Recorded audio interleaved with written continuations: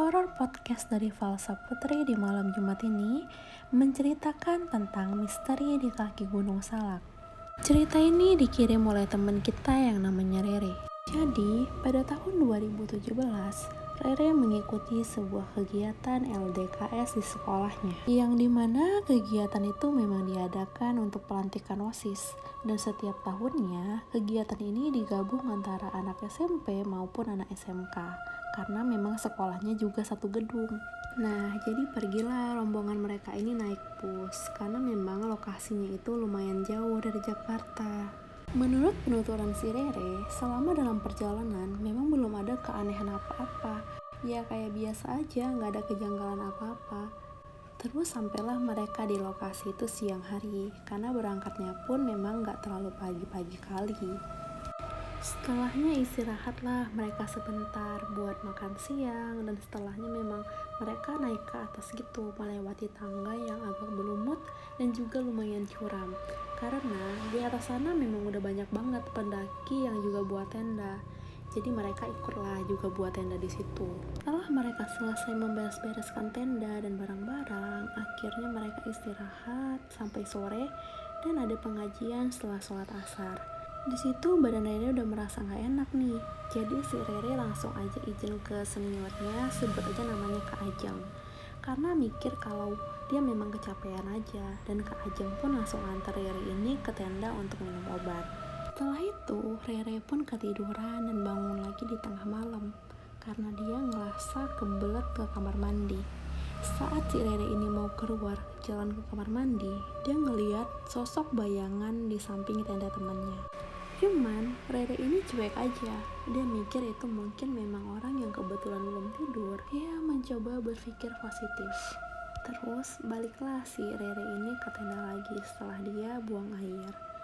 Sampai di dalam tenda, dia lihat Kak Ajeng udah bangun tapi mukanya pucat dan langsung kayak nanya gitu ke Rere, kenapa ke kamar mandi sendirian?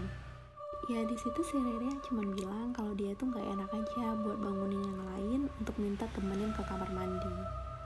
Dan yang bikin kaget, Kak Ajeng malah bisikin ke Rere kalau ada yang ngikutin Rere, dan Kak Ajeng nyuruh Rere untuk lebih hati-hati.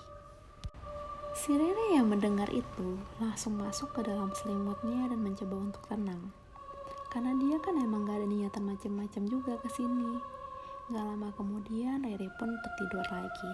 Terus besok harinya Rere dan teman-temannya yang lain mulailah untuk pelantikan. Mereka dibariskan jadi 2 barisan. Nah awalnya Rere ini di barisan paling depan, tapi karena dia agak desak-desakan sama teman-temannya, jadi pindahlah dia ke belakang. Gak lama kemudian si Chandra yang merupakan teman si Rere ini, kan dia posisinya tuh di sebelah Rere. Dia ngedengar suara orang ketawa tapi nyaring banget gitu. Nah si Rere juga sebenarnya dengar, tapi dia nggak mau aja yang lainnya panik. Jadi dia pura-pura aja nggak dengar apa-apa dan berusaha menenangkan Chandra dan temannya yang lain. Karena semakin lama kepala si Rere ini makin pusing, tangannya dingin dan juga mukanya pucat, akhirnya Rere memutuskan untuk istirahat lagi. Dan dia dikasih minum air gitu sama Kak Ajeng. Dan anehnya, yang badan Rere tadinya sakit, setelah minum air dari Kak Ajeng, badannya langsung mendingan. Malam harinya, Rere dibangunkan tuh sama Kak Ajeng, karena mau ke kamar mandi. Cuman Kak Ajeng berpesan, Rere tunggu di depan pintu kamar mandi dan jangan lihat ke arah kiri. Yang dimana itu merupakan tangga tempat pertama mereka naik. Nah di situ si Rere cuman iya-iya aja, karena kondisinya memang dia lagi ngantuk banget. Setelah 15 menitan, mereka pun balik dan lanjut untuk tidur. Karena sekitar jam 2 pagi mereka harus bangun lagi untuk mengadakan jurit malam. Tapi saat itu si Rere badannya kembali panas, tapi dia tetap kekeh pengen mau ikut kegiatan itu.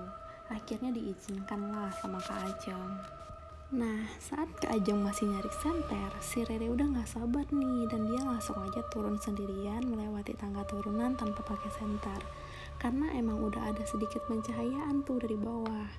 Tapi Rere ngerasa ada yang terbang-terbang di atas kepalanya dari pohon ke pohon. Udah merinding, dia cuma bisa istighfar karena gak berani buat lihat ke atas. Tapi malah semakin mendengar suara ketawa, Dia pun langsung lari buru-buru ke bawah.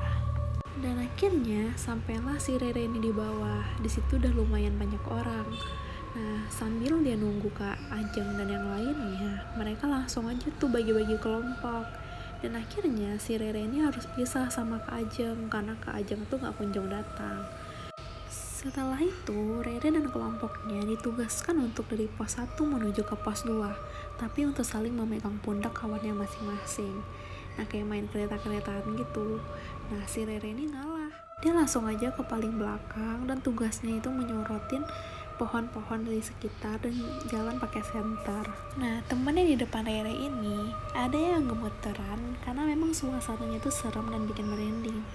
Dan sampailah mereka di pos 2 dan setelahnya harus jalan sendiri-sendiri.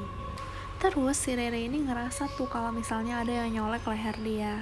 Nah, dia nuduh tuh ke temennya yang satu kelompok sama dia, namanya Jafar. Tapi emang posisinya di situ Jafar tuh di samping Rere, tapi Jafar memang bingung karena memang bukan dia yang lakuin. Di situ Rere langsung terdiam karena dia udah nuduh Jafar kan. Karena sebenarnya yang Rere khawatirkan itu yang lainnya jadi pada takut. Setelah itu jalanlah si Rere duluan dan diikuti sama si Jafar di belakangnya. Jafar bilang untuk jangan lihat ke atas. Nah, di situ Rere nurut aja. Tapi tiba-tiba ada yang jatuh tuh dari atas tepat di depan muka mereka. Sosok perempuan dengan menggunakan dress putih, kulit pucat dan rambut panjang sampai kaki. Si Jafar refleks teriak dan langsung berusaha lari ke depan. Tapi Rere saat itu cuma bisa mematung. Dengan paksa, Jafar pun menarik tangan Rere dan tiba-tiba sosok itu menghilang. Dan setelah berkumpul di pos 3, Rere pun berpisah dengan Jafar. Karena memang dipisah antara laki-laki dan perempuan. Nah, di sini Rere dan Salsa ditugaskan mencari ranting kayu dalam keadaan gelap. Tapi si Salsa ini anaknya agak penakut, jadi maunya nempel terus sama si Rere. Setelah itu, mereka terus berjalan sampai ke turunan. Di pertengahan jalan, Rere dan Salsa ini mendengar suara bapak-bapak, tapi tetap aja Rere selalu positive thinking dan bilang kalau itu mungkin gurunya yang lagi iseng. Sampai menunggu matahari terbit dan teman yang lain, mereka duduk di turunan. Nah, tapi si Rere itu terfokus tuh sama Kak Ajeng yang memang lagi berada di bawah turunan, tapi lagi bicara sendirian, gak ada lawan bicaranya. Rere langsung aja nyamperin tuh, langsung narik tangan Kak Ajeng, terus Rere nanya, kakak ngomong sama siapa gitu kan. Di situ Kak Ajeng cuma senyum dan bilang kalau dia lagi ngomong sama yang jagain dia. Di situ Rere kaget dan dia langsung aja narik paksa Kak Ajeng buat ikut duduk di turunan bersama yang lain. Tapi Kak Ajeng tetap aja masih ngomong sendirian. Bahkan saat yang lain liatin pun dia gak peduli. Saat itu tiba-tiba aja Kak Ajeng ini asmanya kambuh. Nah, langsung tuh Kak Ajeng dibawa ke pos terakhir untuk pengobatan. Tapi Rere ketemu lagi nih sama Jafar. Nah, mereka cerita-cerita lah di sepanjang perjalanan. Setelah Rere dan rombongan berjalan kembali ke tenda untuk siap-siap pulang, di situ Jafar ngomong kalau dia mau pulang bareng karena ada yang mau diceritakan, dan Rere pun mengiyakan. Nah, di perjalanan mau ke tenda, si Rere ini lihat sebuah daun gitu yang katanya bentuknya lebar tapi bergoyang-goyang kencang.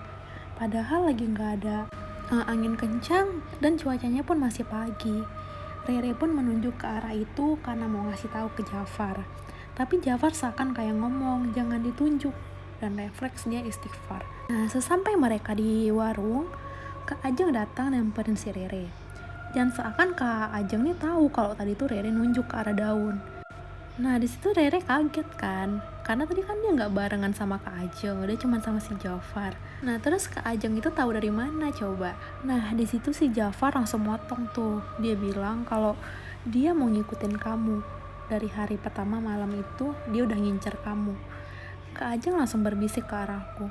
Dia mau ngikutin kamu pulang, tapi gak bisa sampai rumah. Si Rere juga paham sih maksudnya apa gitu. Dia cuma nganggukin kepalanya dan minta untuk dibahas nanti-nanti aja.